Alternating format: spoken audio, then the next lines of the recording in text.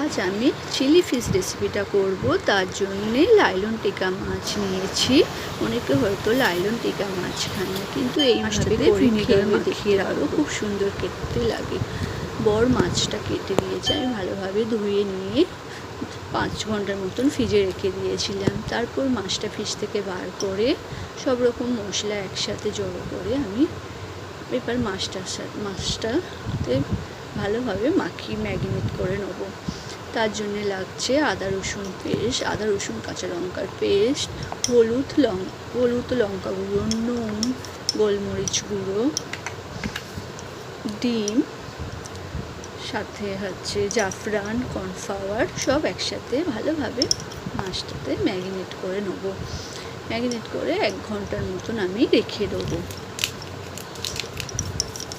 এই মাছের রেসিপিটা যদি এইভাবে করে খাও, খুব সুন্দর খেতে লাগে। যদি কেউ করে খাও লাইলন টিকা মাছের চিলি ফিশ, তাহলে আমাকে প্লিজ কমেন্ট করিয়ে জানিও। আমার ম্যারিনেট হয়ে গেছে।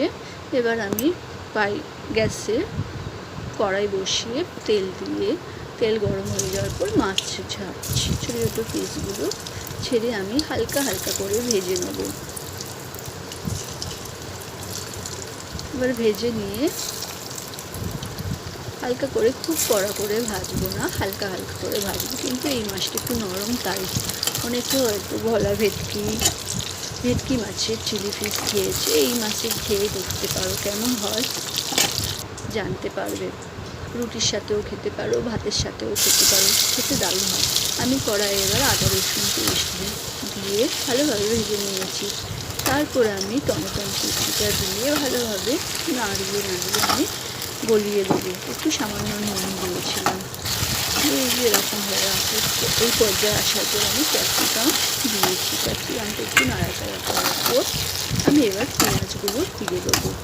পেঁয়াজগুলো দেওয়ার পর খুব জোরে জোরে নাড়বো না, কারণ পেঁয়াজগুলো খুলে গেলে ভালো হবে না চিলি ফিশটা, তাই আস্তে আস্তে আমি নাড়বো। এবার আমি সব রকম মশলা দিয়ে দিলাম, যা দেয় হলুদ, লঙ্কা, গোলমরিচ গুঁড়ো, নুন পরিমাণ মতো সব কিছু দিয়ে ভালোভাবে মশলাটা কষিয়ে নেবো। এবার আমি tomato sauce, chilli sauce, red chilli sauce আর সয়া সস দেবো। সয়া সস দিয়ে ভালোভাবে আবার কষিয়ে নেবো। ভালোভাবে কষিয়ে নিয়ে আমি হালকা একটু সামান্য জল দেবো, দিয়ে ভালোভাবে কষিয়ে নেবো। এই পর্যায়ে আসার পর আমি মাছগুলো দিয়ে দেবো। মাছগুলো এবার আমি দিয়ে দিলাম, দিয়ে আবারও ভালোভাবে নাড়াচাড়া করবো। খুব জোরে জোরে নাড়বো না, আস্তে আস্তে নাড়বো। গ্যাসের ফ্লেমটা আস্তে করে রেখেছি। যেরকমভাবে নাড়বো। নেওয়ার পর একটু সামান্য জল দেবো। জল দেওয়ার পরিমাণ মতন দিও, খুব বেশি লাগে না। তারপর একটু কর্নফ্লাওয়ার দিয়েছি, যাতে গ্রেভিটা খুব শুকনো শুকনো হয়, দেখতেও ভালো হয়। তাই তোমরা চাইলে দিতে পারো, নাও দিতে পারো।